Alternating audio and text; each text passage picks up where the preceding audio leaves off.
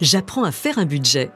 Pour ne pas finir dans le rouge avant la fin du mois et éviter les crises d'angoisse en consultant le solde de votre compte bancaire, il vous est nécessaire d'apprendre à maîtriser votre budget.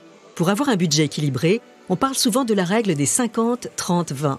Cela signifie que 50% des revenus seront affectés aux charges fixes, c'est-à-dire les dépenses obligatoires et essentielles, loyer, remboursement des crédits, impôts, assurance, alimentation. 30% iront aux achats plaisir, restaurants, shopping, vacances. 20% seront consacrés à l'épargne qui servira à réaliser de futurs projets. Exemple, je gagne 2 000 € par mois, 1 000 € vont à mes charges fixes, 600 € à mes dépenses plaisir et j'épargne 400 €. Voilà pour le principe. Car dans la vraie vie, l'équation 50-30-20 n'est pas toujours adéquate. D'abord parce que le coût de la vie n'est pas le même partout, en particulier celui de l'immobilier.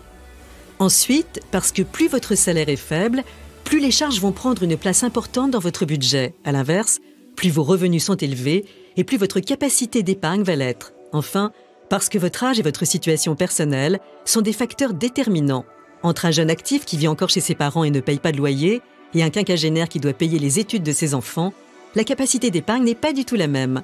Puis bien sûr, il ne faut pas négliger la dimension psychologique et votre rapport à l'argent. Si certains sont plutôt économes et prudents de nature, d'autres cèdent plus facilement à la tentation. Soyez donc honnête avec vous-même. Inutile de vous serrer la ceinture pendant 6 mois si vous craquez ensuite et dépensez l'intégralité de l'argent économisé en shopping. Bref, en matière de budget, chacun doit évaluer sa situation pour mettre au point la formule qui lui convient. Mais quelques règles de base doivent être intégrées. Règle numéro 1, faites le point sur vos dépenses et vos recettes. Reprenez vos relevés de compte du mois précédent et notez tout. Certaines dépenses sont incompressibles, d'autres au contraire peuvent certainement être éliminées. Si chaque jour, sur le chemin du travail, vous dépensez 6 € dans un latte macchiato, faites le compte à la fin du mois. 120 € en latte, aussi raffiné soit-il, c'est peut-être un peu trop, surtout si vous gagnez 2 150 € par mois. On vous rappelle d'ailleurs qu'il y a 12 mois dans l'année, donc 120 x 12, ça fait quand même un beau montant, non? Faites également un tour d'horizon des dépenses et des recettes de l'année précédente. Notez cette prime exceptionnelle, ce crédit d'impôt, mais aussi tous les imprévus auxquels vous avez pu faire face. Chaudière à changer ou couronne dentaire par exemple. En gros, servez-vous de vos expériences pour anticiper. Règle numéro 2, supprimez le superflu. Pensez par exemple à vérifier vos prélèvements et supprimer tous les abonnements inutiles.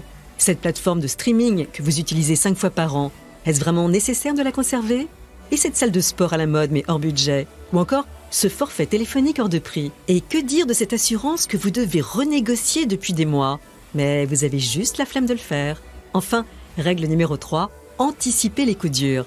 Vous connaissez la formule, mieux vaut prévenir que guérir. En matière de finances personnelles, un coup dur est toujours possible. C'est avec ce type de réflexe de base que vous parviendrez à vous constituer une épargne de précaution, appelée aussi fonds d'urgence. Attention, cet argent devra être disponible facilement sur un livret A ou un livret de développement durable par exemple.